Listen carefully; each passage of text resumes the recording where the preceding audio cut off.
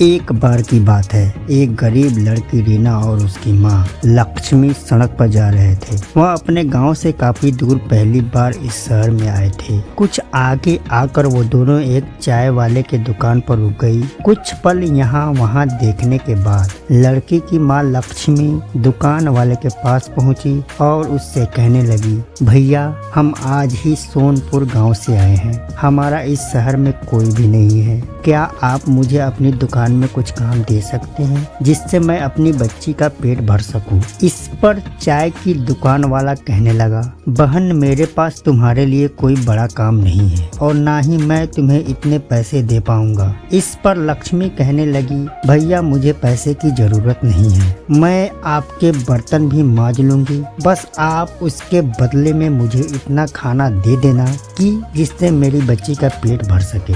दुकान वाला कहने लगा, ठीक है बहन, लेकिन तुम रहोगी कहाँ। इस पर वह बड़ी मायूस से कहने लगी, भैया मेरा इस दुनिया में कोई नहीं रहा, क्योंकि रीना के पिता के देहांत हो गया है, जिसके बाद मेरे ससुराल वालों ने मुझे और मेरी बेटी को धक्के मार कर घर से बाहर कर दिया है। वह बोली, अब तो मुझे ही अपनी इस बच्ची को पालने के लिए कुछ काम करना पड़ेगा। आपको मंजूर हो तो मैं आपकी इस दुकान में ही सो जाऊंगी। सुबह जब तक आप अपने घर से आएंगे तब तक मैं आपकी दुकान में झाड़ू पोंछा और बर्तन साफ कर दिया करूंगी। इसके बदले में आप बस मेरी बेटी को कुछ खाने को दे दिया करना। लक्ष्मी की ऐसी बातें सुनकर चाय वाले का मन पिघल गया और उसने लक्ष्मी की बात मान ली। दोनों माँ बेटी वहीं दुकान में रहने लगी और काम करने लगी। ऐसे ही उनका समय बीतने लगा। एक दिन चाय वाला उससे कहने लगा, बहन मैं तुम्हारे लिए पास के कारखाने में बात करूंगा जिसमें मेरी चाय जाती है।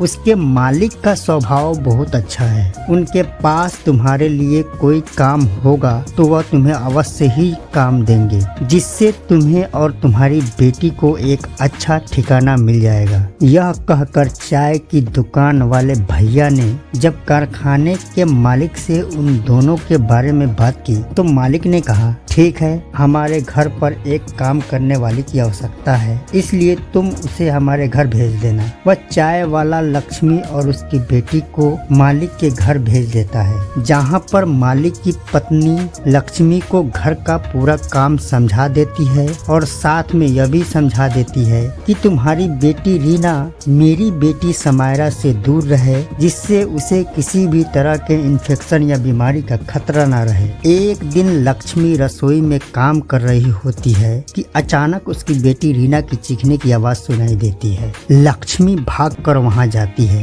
तो देखती है रीना ने समायरा की फ्रॉक हाथ में ले रखी है और उसे देखकर बहुत खुश हो रही है। इतने में मालकिन भी वहां आ जाती है और लक्ष्मी और रीना को डांटने लगती है। वह कहती है, लक्ष्मी मैंने तुमसे कहा था ना कि समायरा की किसी भी चीज को मत छूना और उससे दूर रहना। यह कहते हुए मालकिन समायरा की उस फ्रॉक को रीना को ही दे देती है और कहती है, अब इस फ्रॉक को तुम ही पहनना। गुस्से से यह कहते हुए चली जाती है। एक दिन मालकिन और लक्ष्मी पास के बाजार में सामान खरीदने साथ में जाती है और रीना और समायरा घर पर अकेली रह जाती है। वह दोनों अलग अलग खेल रही होती है कि अचानक समायरा को चक्कर आ जाते हैं और समायरा बेहोश हो जाती है। तभी पास ही खेल रही रीना की नजर समायरा पर पड़ जाती है और वह भागकर उसके पास पहुंच जाती है। रीना समायरा के ऊपर पानी की बूंदें डालती है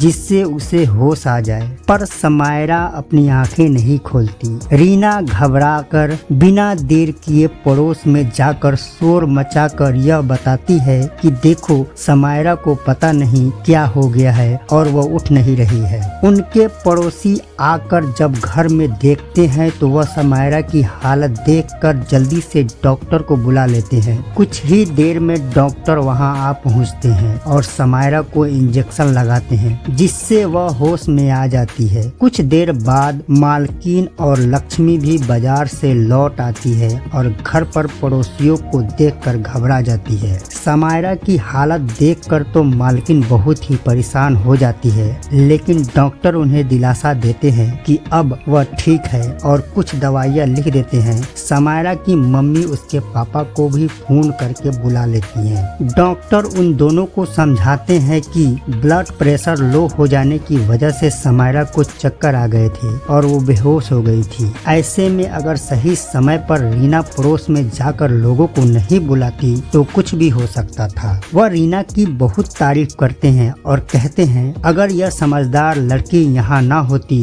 तो पता नहीं आज क्या हो जाता। डॉक्टर की यह बात सुनकर समायरा के मम्मी पापा बहुत खुश होते हैं और रीना और समायरा को साथ में खेलने की इजाजत दे देते हैं, जिससे लक्ष्मी की परेशानी और भी सुलझ जाती है। अब वह खुशी खुशी मन लगाकर उनके घर में काम करती थी और अब उसे अपनी बच्चे की भी चिंता नहीं रहती थी, क्योंकि अब रीना और समायरा सारा समय साथ खेलते रहते थे। इस प्रकार एक गरीब माँ और उसकी बेटी जिसका कोई सहारा नहीं था, उन्हें सहारा मिल जाता है और खुशी खुशी उसका जीवन व्यतीत होने लगता है। इसलिए हमें कभी भी जीवन की कठिनाइयों के सामने हिम्मत नहीं हारनी चाहिए और डटकर उनका सामना करना चाहिए। धन्यवाद।